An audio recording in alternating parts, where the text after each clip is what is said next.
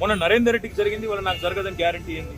నరేందర్ రెడ్డి ఈయన స్టేట్మెంట్ ఇచ్చినట్టు, కన్ఫెషన్ ఇచ్చినట్టు, అనవసరంగా నా పేరు చెప్పినట్టు లేనిపోని పుకార్లు వీళ్ళే సృష్టించిన పోలీసులు మీడియాకు లీక్లు ఇచ్చారు.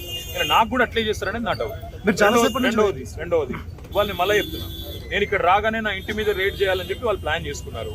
తప్పకుండా నా ఇంటి మీద రేడ్ చేస్తే కూడా అన్లయమని ఇరికిచ్చి రేవంత్ రెడ్డి గారు ఇచ్చిన 2 చిట్టీలు, అవసరమైతే ఇంకో 2 ఏమైనా సృష్టించి వాళ్ళు ఇరికిచ్చి కావాలని బదనాం చేయాలన్న చిల్లర ప్రయత్నం చేస్తున్నారు. నా హక్కుల కోసం తప్పకుండా నేను కొట్లాడతాను. న్యాయవాదుల సమక్షంలో ఎంక్వైరీ చేయాలని కోరుతున్నాను. తప్పే చాలా సేపటి నుంచి వెయిట్ చేస్తున్నారు, ఇంకెంతసేపు వెయిట్ చేస్తారు ఏమని చెప్తున్నారు? 5 నిమిషాలు చూసిన తర్వాత మరి పోలీసులు సహకరించకపోతే నా దారి నేను అంటే ఇప్పటివరకు అయితే ఏం చెప్పట్లేదు. పోలీసు వాళ్ళు మరి లిఖితపూర్వకంగా ఏం చేయట్లేదు, కానీ వాళ్ళు ఫోన్లు వాళ్ళు ఏదో మాట్లాడుతున్నారు. పైకి రేవంత్ రెడ్డికి మాట్లాడుతున్నారు, మరి ఇంకా డీజీపీకి మాట్లాడుతున్నారు, ఎవరికి మాట్లాడుతున్నారో తెలియదు.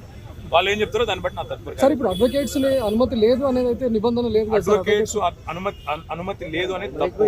మొన్న పట్నం నరేందర్ రెడ్డి మీద ఏ కుట్ర అయితే వీళ్ళు చేసిండ్రో, ఆయన ఈయన స్టేట్మెంట్ ఇచ్చినట్టు పోలీసు వాళ్ళు ఏదైతే దొంగ స్టేట్మెంట్ సృష్టించి ఆయనను నన్ను బదనాం చేసే ప్రయత్నం చేసిండ్రో అది జరగకూడదన్నదే నా తాపత్రయం. అందుకే లాయర్ ఉండాలని నేను కోరుతున్నాను. లాయర్ ఉంటే వాళ్ళకి అభ్యంతరం ఏందో నాకు అర్థమైతే లేదు. ఏమైనా కానూన్ ఉందా? చూపెట్టు, కాగితం చూపెట్టు, కాగితం చూపెట్టు.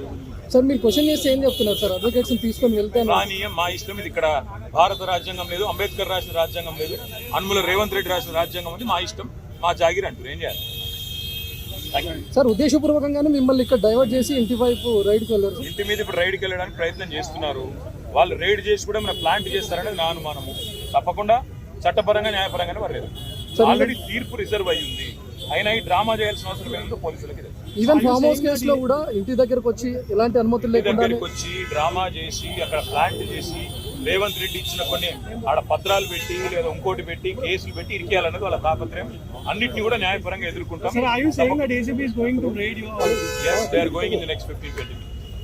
మీరు ఒక మాజీ మంత్రి ఇలా రోడ్డు మీద కాకుండా కనీసం లోపలికి పిలిచేనా చెప్పాల్సిన వాళ్ళ విఘ్నత, అది రేవంత్ రెడ్డి గారి యొక్క విఘ్నత, వారి యొక్క తెలివితేటలు. నేను సహకరించడానికి ఇక్కడికి వస్తే నన్ను కనీసం లాయర్ కావాలని నేను కోరేందుకు కారణం ఒకటే. మొన్ననే పట్నం నరేందర్ రెడ్డి విషయంలో వీళ్ళు చేసిన కుట్ర, రేవంత్ రెడ్డి డైరెక్షన్ ప్రకారం పట్నం నరేందర్ రెడ్డి మీద ఇవ్వని స్టేట్మెంట్ ఇచ్చినట్టు అభూత కల్పనలు సృష్టించి, ఊహాజనితమైన వార్తలు సృష్టించి బదనాం చేసే ప్రయత్నం చేసి ఆయన కన్ఫెషన్ ఇచ్చిండు, కేటీఆర్ ఏం చేసిండని లేనిపోని కథ చేసిండు. మళ్ళీ మాకు అట్లా జరగకూడదు అనేది నా థాట్. Thank you.